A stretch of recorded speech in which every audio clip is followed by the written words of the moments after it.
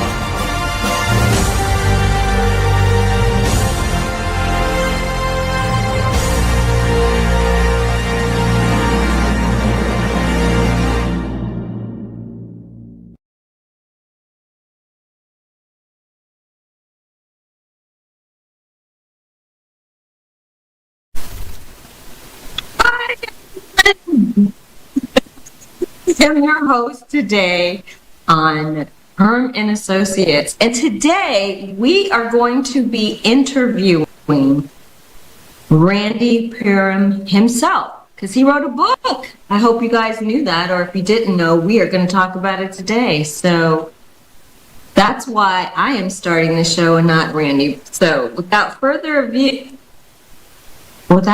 ado, I should say, Randy, are you there? Hey, good day to you all. We're doing something a little different, y'all. So, how you doing, Tiff? We might have to retake that. Nah, it's good. It's good. How's it going? It's going. What are you doing? I'm doing well. Doing well. A little busy, but I'm making it. So, yeah. So, I don't know if anybody knows that you wrote a book. And if they did, this is, okay, I'm sure people do know, but the book that we're going to be talking about today that Randy wrote is called Polarizing America. This is by far, I'm so excited because this is one of the best interviews I think I'm going to be able to do this year because Randy is a friend of mine.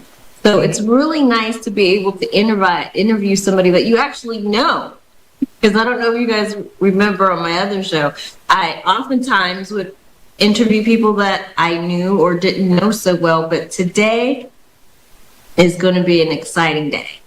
So I'm looking forward to it because I don't know what you have in store for me. So let's get it in. So, as you guys see, the book is called Polarizing America. What was your purpose and what was your intent for writing the book?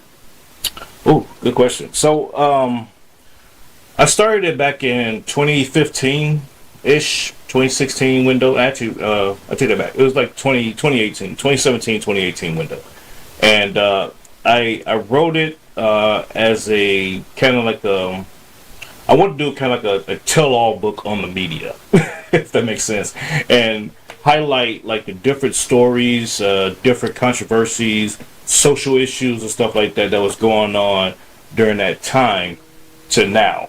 And so when in writing that, I added in the different things, and it was mainly to just capture what the media has been doing to the American people over the course of X amount of years. So from 2018 to now, over 8 year period.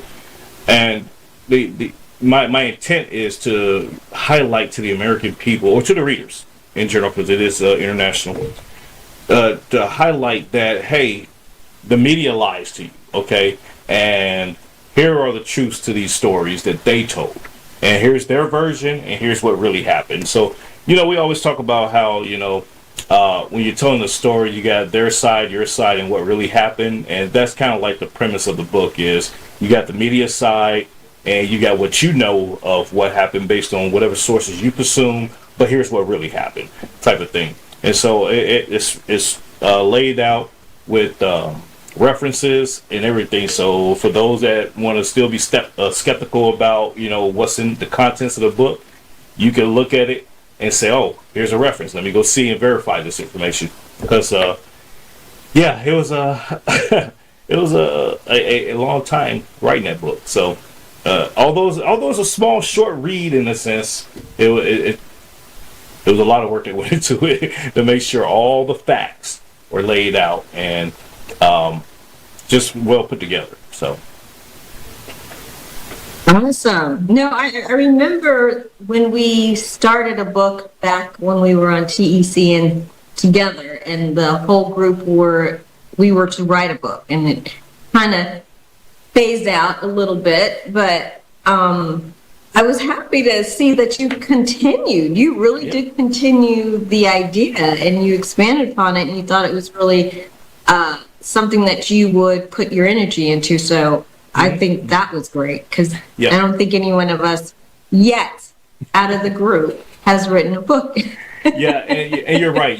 From that day. Yep. So thanks to Kim McClinton, president and founder of the TEC and the Central Conservative Network, he inspired us. He said, I want all of you all to write a book.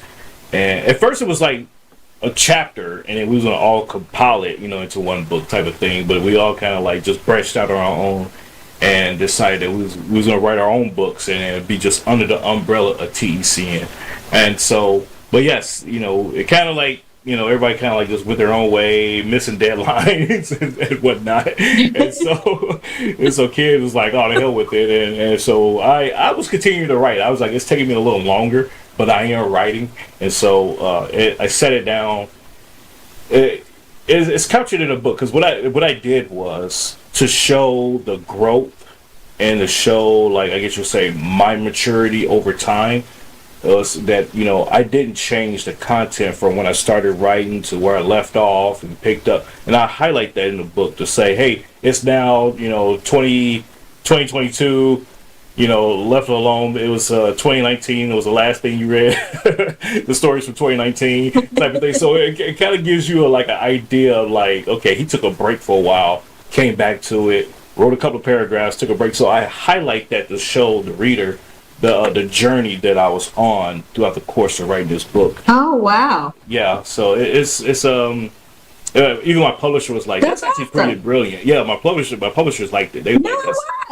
If you think about it, no one takes you through the journey of writing, and I have been honored enough to have some of my friends write other books, and the journey that we go through is very interesting, because writing is something that it's a creative process, and people believe that, it just flows continuously day by day. No, it's not one of those processes. So it does take people time to do and to write. So I love that you wrote this book, because today's society, there's not a lot of truth about the media. Everybody is so stuck on the media, social media. So in today's social media climate, which is extremely diverse, as you know, there are so many sources of information available.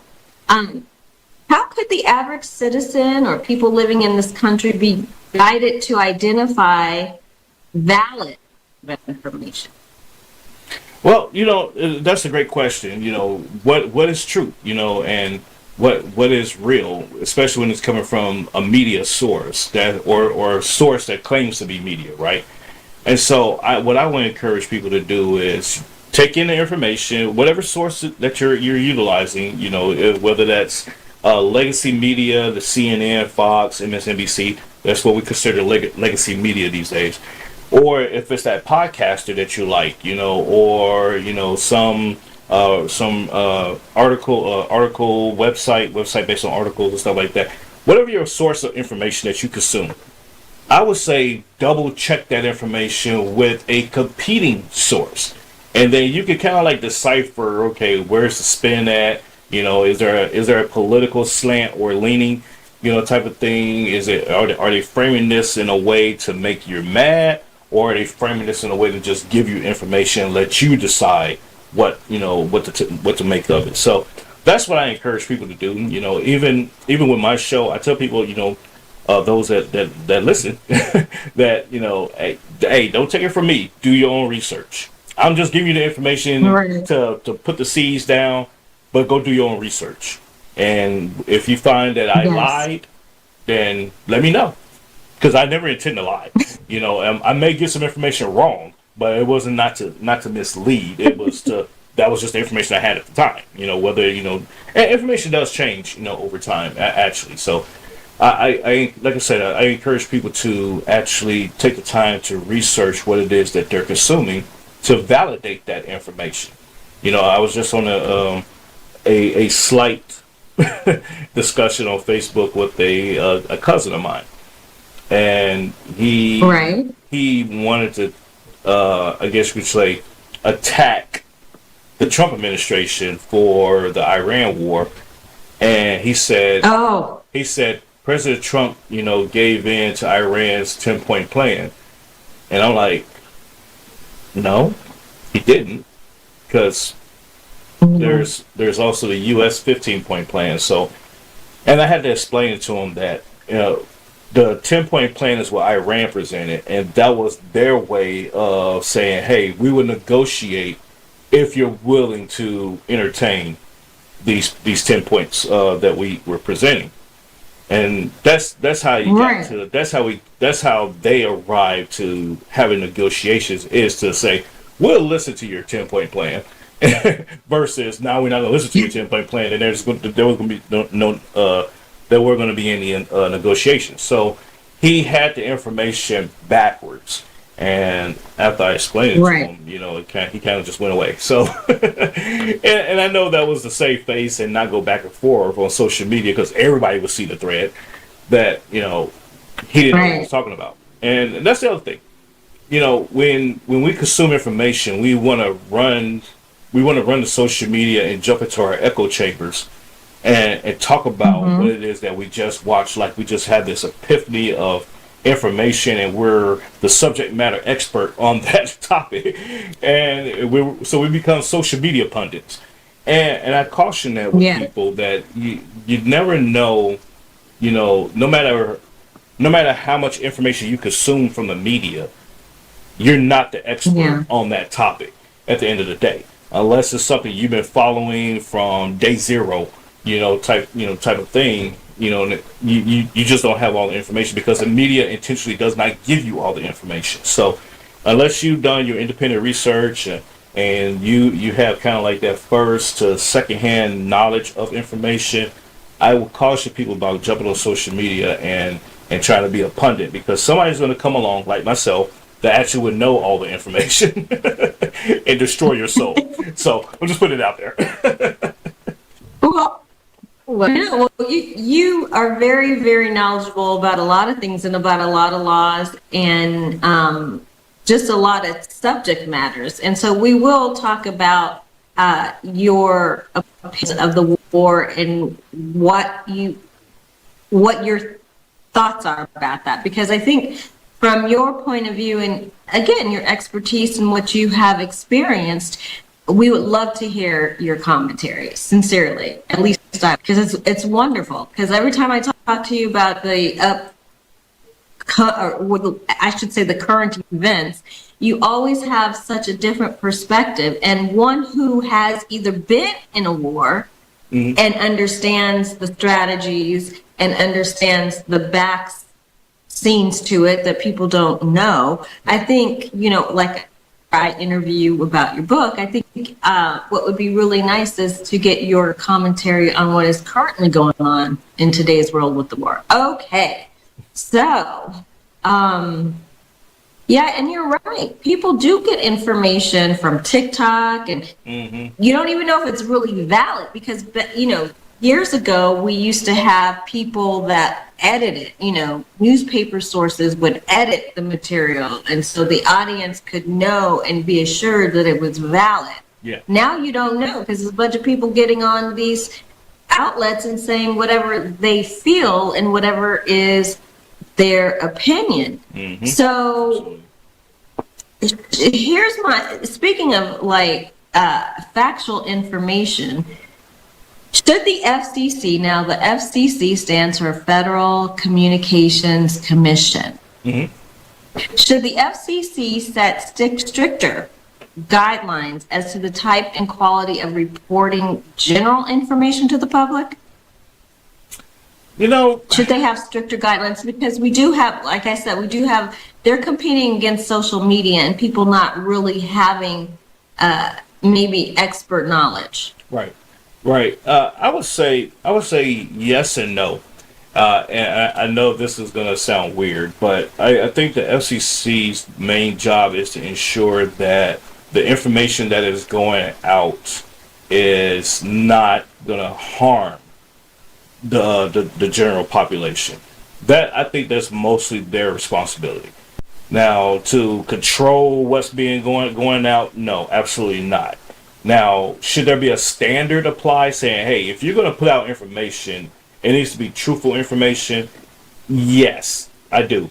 Now, a disclaimer as far as like, hey, breaking news, this is what happened, but however, we're going to provide our own opinionated commentary with this breaking news, so don't take it as the truth, because I'm just giving you my opinion on this breaking news. That should be something, yes, absolutely, because if you just say breaking news, President Trump sucks, and the Dow Jones Industrial Average went down 500 points and it's all his fault. Now you're making it seem like it's the truth, and that was, the information as it was, not explaining that, hey, this is just my opinion, but I'm going to share it because I have this platform. That is the difference, and that's where legacy media fails at, is they're sharing information that's mostly, I would say, like 90% opinionated information in the form of the truth or the facts, and that's not the case. And so, yes, in terms of the FCC being involved in that regard, I think they should play a role in that. However, when it comes to like podcasters, media heads, pundits and whatnot, they can kind of like stay away from that because or the average American should know, the average person rather, should know that if I'm listening to a podcaster, it's probably all opinion, type of thing versus, an outlet putting out, to the mass public information that should be 100%, fact-based type of thing. So that's why I, look at, for the FCC's role in the media. Right, because your major networks, they have editors, they have people to clarify whether it's the truth or not the truth. They have fact checkers, and you're absolutely right. On social media, you don't have any of that unless you have hired people or people who can do that. I mean, I don't think anybody's really doing that. And I know on your show, you do say, please check what I've said. Most of it is factual, though. Most of the stuff that you say is very factual. But I would say too that people should check all different resources, and even the most major channels. Right, and the reason why, and the reason why I say fact check me or go look it up for yourself type of thing is because I want the listener, the reader, to get it from multiple sources. Once again, going back to compare and contrast and see where the slant is, where the lean is, where the opinion slide in type of thing. Get it from multiple sources, and then you can see for yourself, oh, I can't really rely on this source of information or this source of media because they told the story totally wrong type of thing. And then you'll see, even recently, as just recently, matter of fact, in the legacy media with CNN, they had to do some retractions for the last few days on things. They put out that Michael J. Fox died. So it's like, and here it is, you're a major network, and you mean to tell me all the staff and all the people that you got there No one verified that information before they put it out there. They heard it from somebody and they just ran with it. And because people, and Denzel Washington said it best, the media, what's media's number one job? To tell the truth, to tell the story, to tell the Right. facts. But now media has devolved itself, not evolved, devolved itself to let me be the first to tell you what happened. Damn facts, damn the truth, damn the accurate information. We'll worry about that later. I want to be the first to tell you, and so You're right. and this is where they get in trouble at, is because they want to be the first. And I get it, breaking news, it's appealing. If it bleeds, it leads, and I get that, But at the same time, you're subjecting yourself to losing credibility with the audience when you tell a story and it's false, and you got to go back and do a redaction and retractions and all this stuff, and you say, "Oh, my bad, I had you out there lying to other people because I lied to you." So, we just don't have the morality in media anymore, and we need to get back to that. Oh my goodness. Yeah, that's true. That is so true. And I can say that in my own household, when I watch television, and then I will say, well, where'd you get your facts from? Like, can you, because it's always slanted to the opinion of the legacy, the newscaster or the legacy news channel. True. Like, so it depends on who you like best. Yeah. So you're going to state what they have said because that's what you like. You like being entertained by them, or you like how they deliver the news, or whatever that might be. Yeah, no, absolutely. So And that's the thing. That's the thing with the media, and this is one of the kicks that I've been on lately, is that if you realize, or if you know that pundit or that media head like Don Lemon, trash, or the Five or the View or something like that, that if whatever is coming out their mouth has subsequently been determined a lie, or that every time they come on TV they're telling you a lie, why do you keep watching them? Why do you keep filling your head with false information? Change the channel. Go to something else. Find a new source. Yeah, they may be cute to watch or cute to look at or whatever. They may be funny. But if you know that the information that they're sharing with you is false information, don't give them that airtime. Don't give them those ratings. Find somebody else. Find something else. And that's what I've been on lately. Telling people, because I'm like, that they are known for lying, right? Like, why would you come at me with that information knowing that it was a lie? Why are you perpetuating and regurgitating a lie? And they just look at me like, well, they're on TV. I like them. But they lie to you. Like, hello. And so, but that's just me. But go ahead. I'm sorry. all right, I understand. I really, really do understand. So, I'm going to ask you another question regarding the FCC. Should the government have direct control over the FCC? And the reason why I ask this, because if the news would be based according to the ruling party, if they were independent, there would be control from the ruling party, right? Right. So, those parties such as CNN or Fox who cover the news, they cover it from different perspectives. So should the FCC have control over that? Because in different administrations you have who lean more towards their political party. What do you feel about that? In short answer, no. And we already experienced that under the Biden administration when they wanted to create the Department of the Department of Truth or something like that. They literally pulled a chapter out of 1984, the Department of Misinformation, whatever it was called. But everybody knows what I'm talking about. And they got immediate blowback for that. And so just imagine if the FCC was pulled under the umbrella of the federal government in a holistic sense.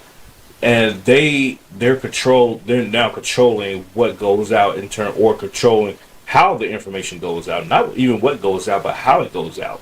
And so, no, I don't think they should. And I will expound on that a little bit more by saying that the federal government has no role in what kind of information goes to the public. Now, and I say that with them keeping in mind of Article 1, Section 1, Article 1, Section 8 of the Constitution, and that is the enumerated powers of Congress. And so the General Welfare Clause, yeah, you can make an argument that it should apply to that, but no, because then now you're infringing on free speech. And freedom of speech, whether we like it or not, it is free speech at the end of the day. So we don't want to control what information is being shared, but we do want to control the validity of the information based on it being broadcasted to the general welfare of the public. So if you want to tune in to CNN or Fox and you know that pundit on there lies to you all the time, yeah, that's your business, but I would say you be wary of that and go from there. But I think they shouldn't be on the air sharing false information on purpose to the general public, because that is dangerous in itself. Exactly. And speaking of dangerous, I would say that the entertainment industry Oh, yeah. has a system to regulate viewership. So, children see so much today regarding violence and all kinds of things, right? What they see, they're probably traumatized of what they see on television, the game they're playing. This could present a psychological impact, sooner or later.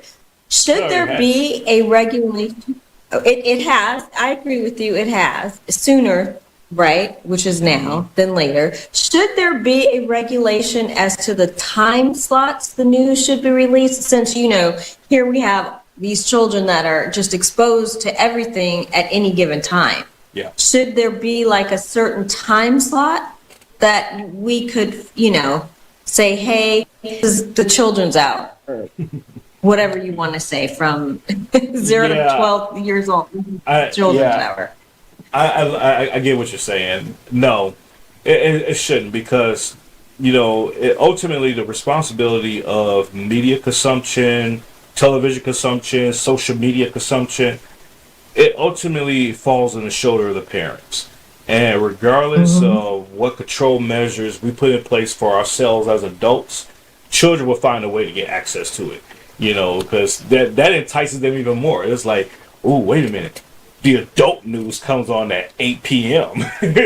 We want to see what the adults are talking about, and so you're going to have that, and see, back in the day, actually, it was kind of like that with the news. You got the soft news during the day, and then they would say come back at 9 p.m. and you get the full story type of thing. So it was already like that, But once again, we have the plethora of mediums for media that it's kind of pointless. You can go to social media all day long and consume your news. Which, matter of fact, over 75% of our population consumes their media through social media, whether that's TikTok, Facebook, Instagram, and what have you.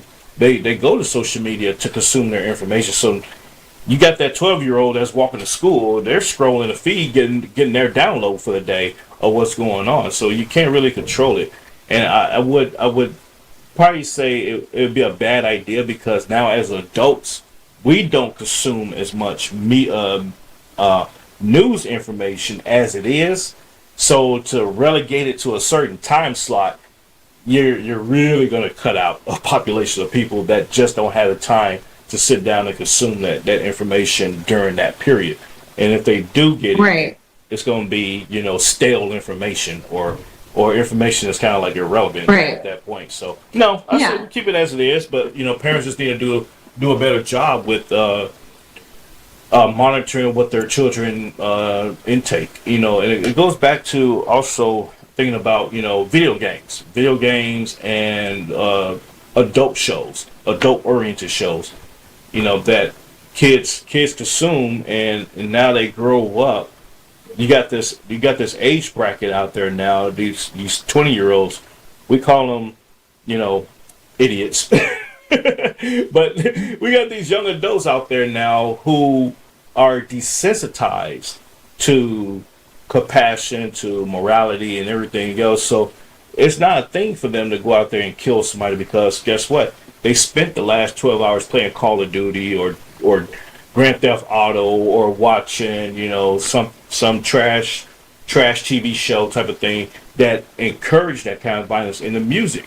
And so the music, rap music, and all that, you consume all that, and you want to fantasize or vicariously live your life through those things by trying to execute it on the outside. And this is where we have problems in society with right now, is because of these things that's available to us. Right. So do you think, with all these parental and these laws that are being passed, because there are, people are Facebook's getting sued, Snapchat, which that's kind of old, or Instagram, or any of maybe even TikTok at this point, I'm not sure.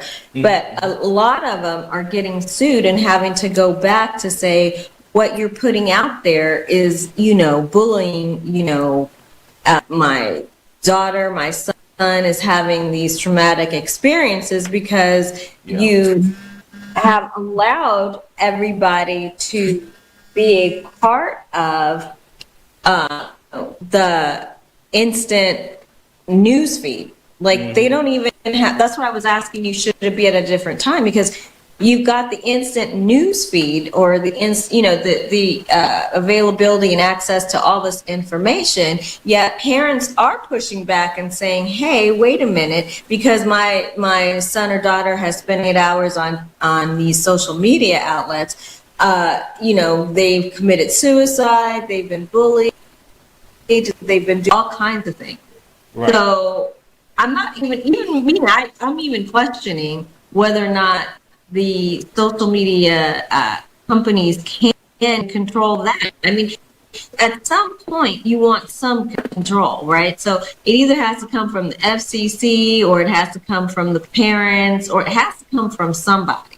And that's why I was asking you. Because I believe.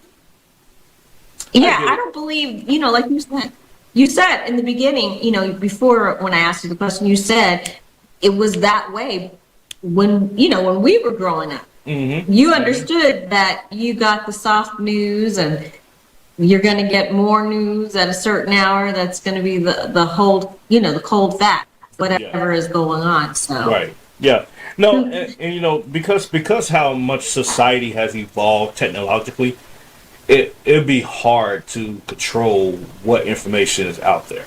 And matter of fact, it'd be impossible. And now here comes AI. Oh my God. Artificial intelligence has just ruined us now, for sure. I thought it was bad before, but now AI just killed. That was the nail in the coffin, in my opinion. But to your question, it is ultimately, I can't even say parents at this point. It's ultimately the responsibility of the individual to have self-control on whether or not what they take in, how they react to that information or act on it. It's ultimately that person's responsibility. Ultimately, however, with the social media just allowing content, to go out there like that, do they hold some culpability to it? Yes and no. I would caution, trying to hold a company responsible for what we do as individuals, because you see now, Abigail Spanberger, the Virginia governor, she wants to hold, gun manufacturers responsible for gun violence. It's like you're removing the responsibility from the individual that actually committed the crime. And so just imagine if I cut my finger, slicing tomatoes, I get to sue this knife company. You know how ridiculous that is, so we gotta be careful. Yeah, we gotta be careful with trying to be a litigious society in that regard, of saying, right, oh, I'm not gonna be responsible for what I look at on Facebook, and oh my God, this may be just so crazy that I'm now going to sue Facebook, which just happened in California. A teenage girl just won, I think, Right. like $3 million because of, the content on Facebook, and she was already depressed or whatever else. I don't know the whole story, but the Exactly. gist of it was the court, the jury held Facebook and Google accountable for that. Responsible. Now, what could happen subsequently, and I wouldn't be mad if they did this, if social media said, "Hey, you're consuming this information," because they can see what we're looking at. They say, "Hey, you're consuming this information. Your account is now blocked, for the next 72 hours, type of thing." People will probably lose their mind, but at the end of the day, they can do that because they're the owner, So shutting off Right. access would be a way to control that, or putting if a person, because now we have to like provide verification, age verifications, and all that kind of stuff to social media platforms and stuff like that. I wouldn't be surprised to say, "Hey, you've been on Facebook all day. Goodbye." Shoot. Or you've been on Instagram all day. You've been on TikTok all day. You've been on TikTok for 3 hours. That's enough. We should block you. And I wouldn't be surprised if it came to that. Now that I put that out there in the But universe, watch what's going to happen. yeah, I think it's a great idea because there's somebody needs to regulate that process. The amount of information that you're receiving for hours on end in one particular video. So that's a lot of information. And like you said, you don't know, and a lot of us don't know if the person was depressed before they got there. But, essentially someone has to blame somebody for something that's going on, right? Yeah. So that's just the way that it is. It's the blame game. Who can I blame for my child looking at 8 hours of social media content when I should have regulated that and said her or him, "Hey, I think 2 hours is enough, and maybe go play some sports, do something else, do a creative project." It's really going to come down to the authority of the parent in terms of children. It's going to come down to the personal responsibility of an individual that's over 18.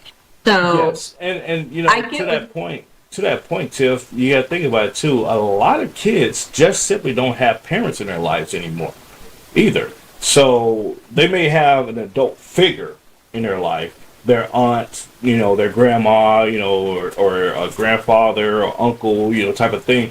They may have somebody like that's raising them, and those kind of relatives, that tier of relatives, they typically don't really get into your life. It's just, here's a roof, here's some food, there's the school. right. See you back here at 5. Right, you're type right. of thing, and that's it. Right, And especially so, right. Especially if they're older, they're just not going to put that energy into it as a parent would, because there's an age difference for sure, and they're just there to watch you, quote unquote, and make sure you're doing the right thing. But there's, to what extent do they do that? Yeah, exactly. So, yeah, I was just gonna say real quick, growing up, in my household, my mom, my siblings, myself, we was in one apartment, and my next door, or a couple of doors down, type of thing, just depending on where we were living at the time, it was my grandfather, grandmother, and my aunt. Now, my aunt and I, we are 12 years apart in age. Although I'm the oldest of the siblings, but her and I, between my mom and her, between us, we was 12 years apart. So we can like relate on a lot of things. And even to this very day, when we talk like we're siblings versus an aunt nephew relationship. We talk like, okay, hey, you remember what happened to such and such? It's like, yeah, I remember that. So we have that relationship, and that's kind of like how it was growing up. And even as I got into my teenage years, she was already, of course, in her mid-20s, and it was like, don't you do that, I'm gonna whoop you. And it was like, you ain't gonna do shit.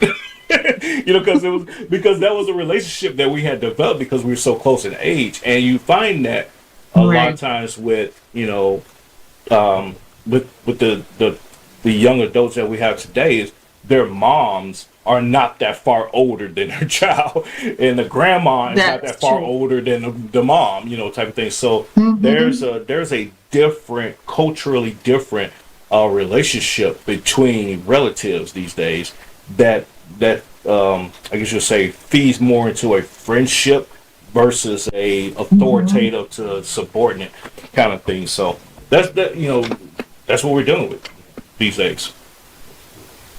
That's true. That is so true. So we've talked about the children, and now we're going to talk about the country. People are divided in political parties, so they're liberals or conservatives, uh, you name it, right? We got Mm-hmm. it. Progressives. Yep. And we're also divided by religion. Mm-hmm. Christians, Muslims, and the Buddhists. And there's so much hostility, you know, among these lines.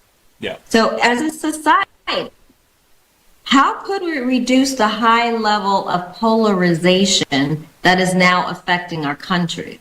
And would you say that politics has more to do with it than religion, or do you think it's balanced? What are your thoughts? So that's a great question. Where does the balance come in? Or how do we get past the polarization? I would say I would encourage people to find where you have common ground with people, and from there you can cultivate a relationship, and then you can get to, okay, these are where these are the things that we differ on, but nonetheless, this shouldn't tear away from what we where we have commonality at. And in terms of politics, all things are politics. Everything that we do in life is surrounded by politics. So when people say, don't talk about religion and politics, those are two taboo things, especially in the workplace. I totally disagree with that, because at the end of the day, you have politics at work, you have religion at work, you have religious accommodations that you have to abide by. So everything that has a policy or a regulation or a rule to it, guess what? It's politics, because it was developed somewhere in a political framework. And so I or a religious framework. So vaccines, people, have people that are against vaccines for religious reasons and stuff like that. So they have to be accommodated at work. There's different things that we look at in society, and we try to steer away from, and separate, and try to separate the two. Like people like to love to say, oh, the separation of church and state, that's against the Constitution. It's like, it's actually not even in the Constitution, but okay. So it's those things like that. It's like, did you tell me you didn't read the Constitution without telling me you didn't read the Constitution? So it's those things that we have to embrace versus divert from, and realize that we're just different people. We're not going to agree on everything. We can't agree on everything, because we have different backgrounds, different upbringings, different educations, different financial, socioeconomic statuses. There's so many different things that's going on, with us as a society, that you're very hard pressed to find somebody that's identical to you. And if you did, you're gonna Mhm. hate that person. At the end of the day, you are.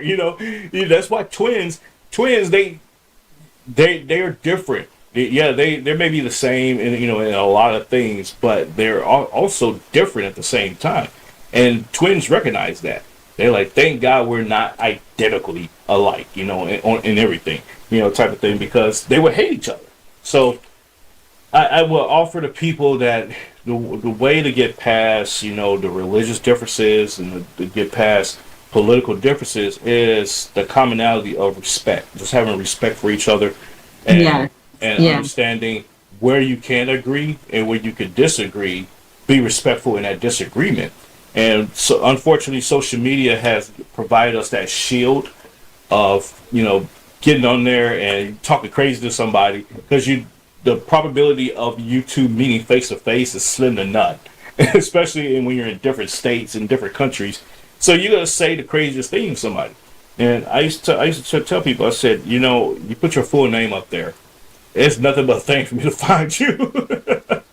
I'll run a background check on your name and find out where you live at, and we can have this conversation face to face. And people start thinking about that, like, well, yeah. So let me use a different screen name now because that's been happening. Right. So I tend to I would give this piece of advice to the listeners today. If you see a screen name or a handle that doesn't have their full name or doesn't even have a check mark, type of thing to show that they're a valid, real account type of thing, and they're coming at you crazy, don't even engage. Don't even engage the conversation. Even if it's a polite, nice conversation, don't even engage it because that's probably not even a real person. It's probably a bot or AI or somebody that created a fake profile so they can be able to get on and be a troll. So you save yourself that stress. I, on the other hand, I like to engage them every now and then, just for fun. No, I know you do like to engage, and you engage on several different levels. I do. With several different people until you get your point across to some extent with these. Because I've known that. Mm-hmm. I have known you to do that. So let's talk about the last 10 years of your life and what you've accomplished. You've accomplished so much. And what is the spark that lit the way for you to into so many aspects of public service? So let me just say this, ladies and gentlemen. He did run for Congress in Alaska, and although you didn't win the seat, you learned much from meeting people from all walks of life. What can we, what lit that path for you? Because you are a public servant. You love to serve the public. You really do. Yeah. So what that path for you? It was politics has always been my passion since high school. And I've been doing politics for almost 30 years now. Just telling somebody, I was like, "Ooh, it's been almost 30 years since '95." So it's like that is actually like 30 years. Like, oh my god, but the last 10 years, see, that would be 2016. 2016, I just moved to Italy, Naples, Italy. I was working in NATO.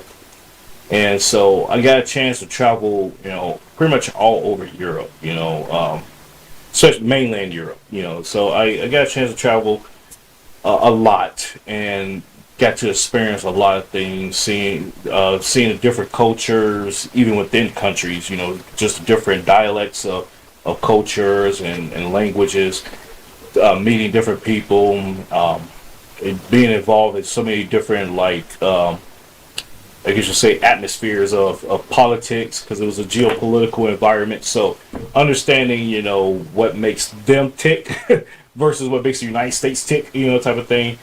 I got a chance to experience that. Then, when it was time for me to get ready to retire, it was COVID. So being in Italy, where it was the biggest of the, outbreaks and the issues, that taught me a lot, and I got the hell out of there as soon I was able to, and came back to the States and retired, and yes, ran for Congress out of Alaska. Although I was in Texas, but that's a whole different story. That's a book in itself. It was great, and yes, I was a resident of Alaska, but I lived in Texas and back and forth and traveling and all that. And believe it or not, during the winter of Alaska, during the winter time in Alaska, excuse me, a lot of Alaskans snowbird to Texas. So during my campaign, I was campaigning in Texas, talking to Alaskans, and they all kind of like centralized themselves around the Central Texas area. So that was Harker Heights, Fort Hood, Coppers Cove area, and so I had the voter list, and I would just knock on their door here in Texas, and they was just like, wow, this never happened before. Never had a candidate out of Alaska knocking on my door in Texas. So it was great. It was a great campaign. I had a lot of fun, but it was short-lived. And like I said, that's a whole nother book or a story one day. Right. But outside of that, after that, going through some turbulent times in my second marriage at that point, that subsequently led to a divorce. I'm now remarried and, moved on.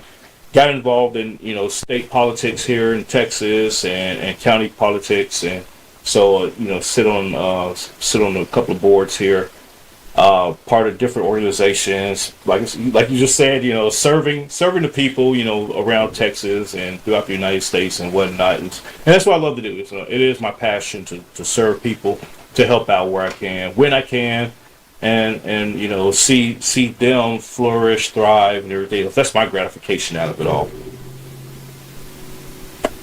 And that's wonderful because I mean, when I met you, I thought you were like someone from outer space or something because Team No Sleep. you Yeah.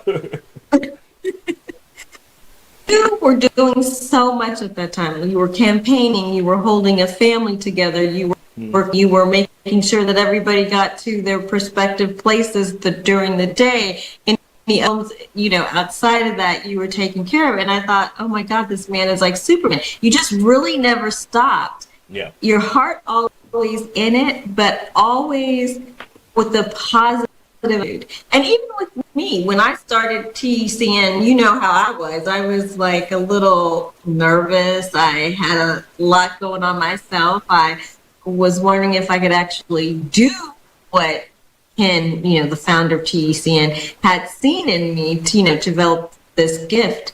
And no matter when I called you, you were there. You were always there. I would call you and say, can we set up the camera to make sure that the angles are right or whatever. And no matter when I called you, what I called you for, you were very, very positive, and you're still that way. So, I mean, I can't wait if you run for office again, or what your actual next steps are. I know you probably don't want to do that. You'll probably release the public in a different way, and I get that. I totally get it. Yeah. So, what are your plans for the future? I am up for re-election for the state Republican Executive Committee, so I did throw my hat in the ring for re-election for that. But other than that, I don't really plan on doing much of anything different than what I'm currently doing now. So for those that don't know, I also run a political consulting firm. So I manage campaigns and help candidates throughout the United States and here primarily in Texas, but I advise, and help others that's running across the country and whatnot. And so I don't really plan on changing much of what I have going on right now. I have a pretty good rhythm going. Outside of the book coming out here in a few days, officially, the official release is on the 14th, and I may get around to doing some book tours, book signings, and stuff like that. I will be doing that. I do have a couple of them that I'm working on right now with solidifying the dates and times and stuff like that. So that's pretty much it, And for those that are looking to get the book Polarizing America, you can pick it up or pre-order it right now, of course. Pre-order through Amazon, Barnes & Noble, Books A Million, or wherever you get your books from, type of thing. And place the order, get it, read it, let me know what you think. And I appreciate the support, and yeah, if I see you and you happen to have the book with you, I'll be happy to sign it as well. So, but other than that, this is great, Tiffany. I appreciate the interview. The first time I'm being interviewed on my own show. this is awesome. On this show, we do. See, this show for me is like home. Even though I don't host my own show yet, I will, I'm sure. Mm-hmm. You are. But being a co-host on this show with Randy has been the most gratifying thing I've ever done. I mean, I call him and say, let's talk about this. And he'll say, okay, let's talk about it. I mean, He doesn't really deny anything that I ask him. I don't think I feel I have carte blanche, you know what I mean? You've never denied me anything, right? Yeah, really? No. I mean, unless you really thought it was so stupid, but I don't really come up with stupid ideas. Even the stuff that you brought up, I'm like, the hell? Why would we talk about that? But I'm like, you know what? Okay, no, let's do it. Let's talk about it. Let's work on that. And so, but I am the type person. I am the type person. I will endeavor to talk about anything because, like I said, religion, politics, the two taboo things in society. I don't believe anything is taboo. It may be a hard conversation to have. Sure, I can't deny that.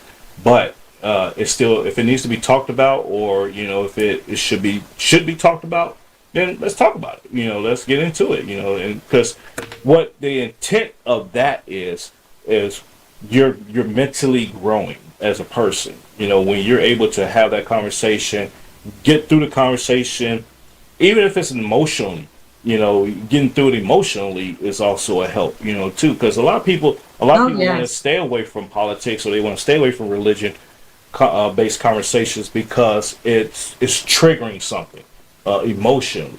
But when you're able to get past that, then you'll be able to confront those issues that come up within those domains of politics or religion.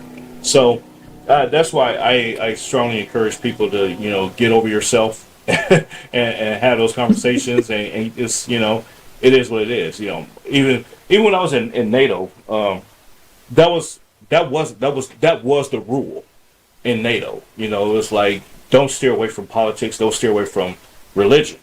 It could being in the military and being in a building with 30 other nations.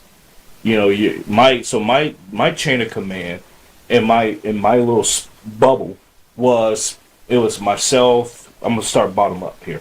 It was myself, and then I had a U.S. major, a German lieutenant colonel, a British colonel, and then a U.S. 1 star, and then a 4 star. And then we had some people in between, staff, and all that kind of stuff. So you had already just in the office space different cultures from different countries. So you never know what you may say that could be offensive to somebody. So, or you might get offended because they said something. All of that was like on the table, and so you had to be able to have that conversation and say, hey, in my religion or in my beliefs, we don't do that. So can you not, it was stuff like that. And we talked about it. It was like explaining like why that's part of your religion or part of your belief. And that challenged you. Do you really believe what you say you Right. believe? Because now you need to give me the history lesson on it. And it was like, let me go get the so it was like that, and that helped me grow as a person also to listen to the different perspectives of religion and politics. And the politics of Europe is different everywhere. When we say all things, Yeah. all politics are local, that's no lie. Even in Europe it was like that. Politics was localized, and you had your national interests. That's what we called it, of politics. What's good for this country, America first. That's a national interest position. And so understanding that and talking with your German counterparts, they would say, well, that's not in the interest of our nation. So they will push back on doing something because it why should we get involved? That's not going to benefit us. Screw you, U.S. Screw you, Syria. It was like that. And so being able to overcome those kind of hurdles and saying, okay, where can we find commonality at, and work on that is what how you can say that we mature as individuals. Absolutely. I couldn't agree more. Dialogue is everything, and you can agree to disagree. Hmm. And when you do engage in those conversations, you'd find that you agree on most issues. Yes, It's just that's a true. degree. Yeah, That's all. that's So true. I encourage people, because I've sat on panels, and I encourage people to act dialogue Hmm. and talk about what it is that you believe in politics or religion, because all it is just knowledge and getting to know someone, right? Exactly. There's nothing to it. There's nothing outside of that that's so wrong. Yep. So Absolutely. I've done some things. We've done series on politics, and we've done, of course, there's the local channel, and we've done a series on religion. And, we tap into the taboo, if you will, Yeah. sometimes. Exactly. I enjoy it. I Yeah, me really too. do enjoy it. So we Yes. will, maybe because you are so knowledgeable, I said at the beginning of the show that we would get your thoughts on what's currently happening in Iran. And, Yes. Yes. the president did say something about NATO and what he believes that the organization, what the organization should do, should they exist or not exist. We can follow that up in another segment. Yeah, absolutely. Yeah, that'd be great.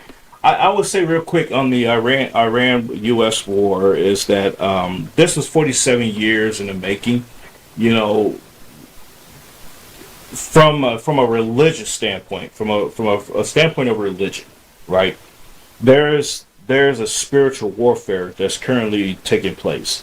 Whether you want to believe that or not, it's immaterial. It's actually like right before our very eyes, where you have ideology, competing ideologies are at war, and even ideology is a spiritual thing, and so when you see that's going on right now, like I said, it's 47 years in the making. The Ayatollah Khomeini took over Iran back in 1979 and was kidnapping hostages, killing U.S. soldiers and killing U.S. civilians, and they're chanting up to America all these years. You had every U.S. president that had the opportunity to do something about Iran, and they sat back on their laurels and said, that's going to be just too much work, to deal with. But we dealt with Iraq, we dealt with Afghanistan, who had similar ideology.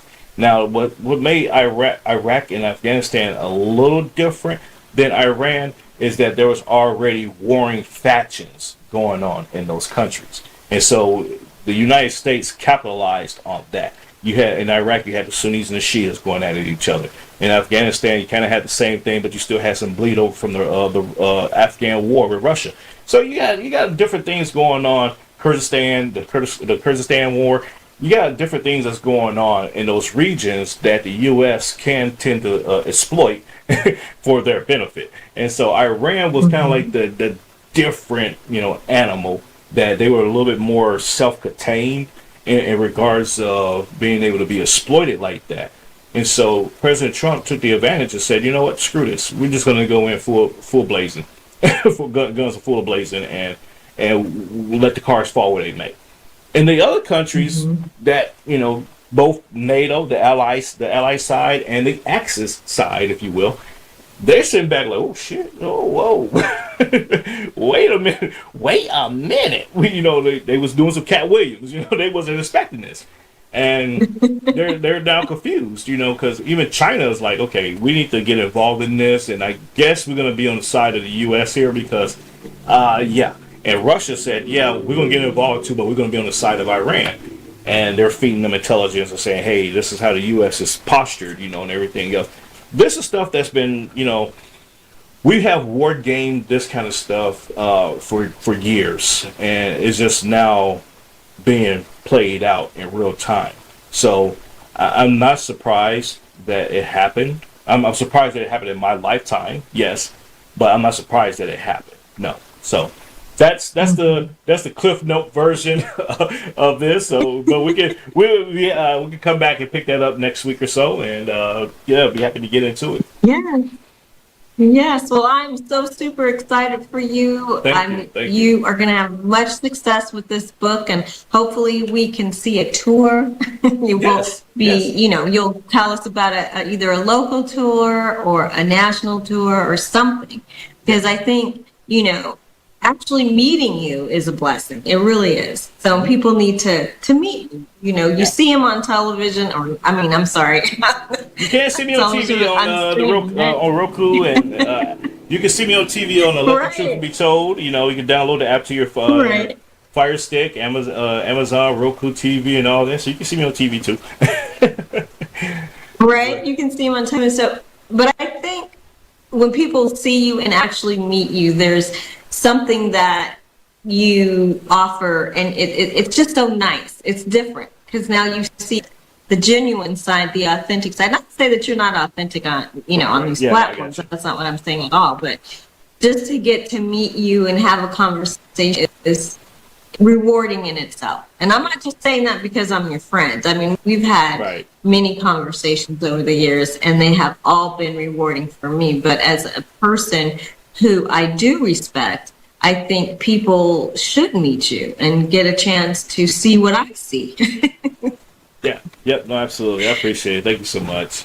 And likewise, ladies and gentlemen, if you get out to Nevada, the Las Vegas area, you gotta look up Tiffani Jones and meet her as well. She brings a plethora of resources and knowledge to the table, and you will have fun with her as well. She'll take you out for a drink or coffee. All right. Yeah. So I got you ready for that. That's part of the business that I created. So that is a possibility, of course, Exactly. Because I mean, here in Nevada, what do? You drink, you party, you go home, right? It's kind of like that. But I think Nevada has more to offer than just the drinking, the partying, and going home, and of course the gambling. I think there's much more to it here, and I'm going to be exploring it from my view as a Californian coming into Nevada. Okay. Different. We have different because it's different. It's exactly. Yeah, it is different. Yeah. No, absolutely, absolutely. All right, ma'am. You get up out here. Yeah, thank you for this, and I truly appreciate it. And we'll see you next week or so. Yes. All right. I'll talk to you soon. Thank you. Absolutely. Bye bye. Ladies and gentlemen, Tiffani Jones interviewing Randy Purham. Who knew that we would do that? But no, it was great, and I truly appreciate the questions. Those were great questions. I did not know what she was going to ask, and so I wanted it to be that way because I wanted it to be, my authentic self thinking, responding to something versus have pre-read it and have my thoughts already formulated. I wanted to be raw with that. So. But folks, we're up out of here. We are way over time. It's okay. I enjoyed this very much. And once again, the 14th, the book drops, so you can go ahead and pre-order it now. Get your copy, Polarizing America. And I will see y'all. Let's see. Take care. God bless. Ciao, ciao. I hope you enjoyed today's program. You can follow, like, share, subscribe on Spotify, Substack, Rumble, YouTube, Facebook, and your news. And also, you can download Let the Truth Be Told app on your favorite streaming platforms, such as Fire Stick, Apple TV, and Roku. Take care. God bless.